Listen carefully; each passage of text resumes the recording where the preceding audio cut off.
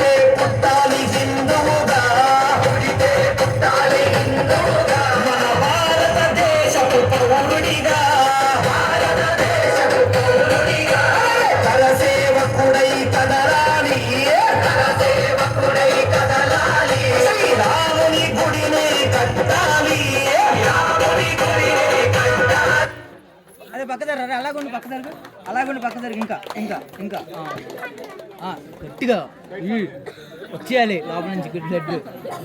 Okay, ఎలా ఉంది? దీన్ని బట్టి మీకు ఏమర్థమైంది?